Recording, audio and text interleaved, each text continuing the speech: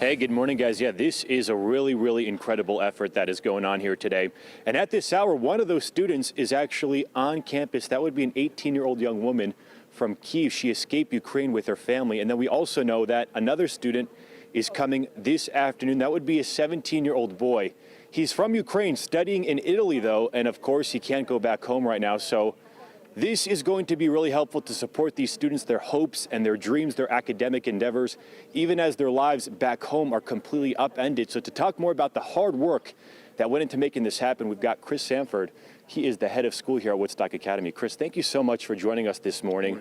So much hard work, so many incredible stories of these different families. We have these two students happening today, coming to school today. Tell us about their stories. Sure. The student that's arrived this morning around 8 o'clock, she actually came from Poland. Her parents were in Kiev. They escaped. Her dad stayed back and is in the fight. And brought the father brought the mother and the daughter to the Polish border, went back to Kiev to fight, and she flew to the United States. She arrived last week. They have a family friend in Natick, Massachusetts, and they brought her to campus today, and she'll be staying with us until the end of June, basically to the end of the school year.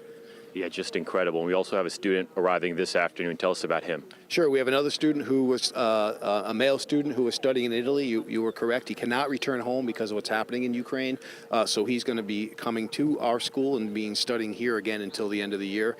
His family is still in Ukraine and is stuck and can't get out. So actually, a portion of his family did go to Romania. That is not true. So a portion of his family is in Romania. Some of his family is still in Ukraine, and he's going to be arriving this afternoon. His plane lands around 5:30 at JFK International Airport, and we'll be picking him up.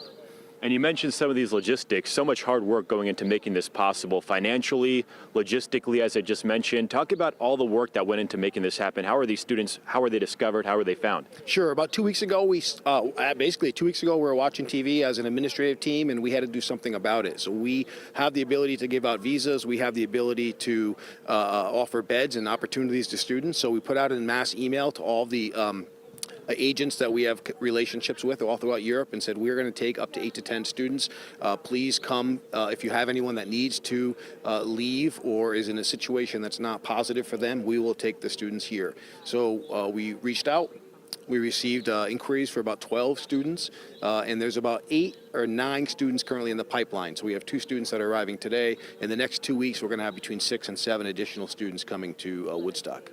And you mentioned yesterday close to $30,000 has been raised so far. How can people help out with this if they want to get involved? So that's a great question. So the community has been absolutely amazing in terms of its support. So it's going to cost roughly about $4,000 a student. We're covering the tuition, room, and board. That's not a problem. The issue is everything else they're going to need. They're coming without clothing. They're coming without cell phones. They need health insurance.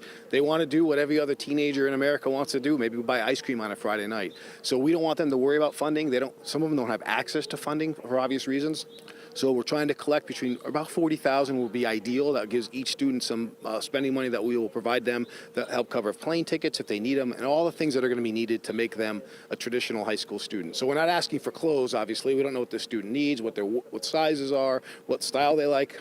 The financial piece is going to be huge. But as of now, we've raised close to $30,000 from alumni and community members. It's been absolutely amazing. You guys are doing it. This is incredible work. Chris, thank you so much. I really appreciate it. Thanks for coming today. Of course, and we've got more information about this effort, how you can get involved, help support this cause by visiting our website, that is fox61.com. We are live in Woodstock this morning.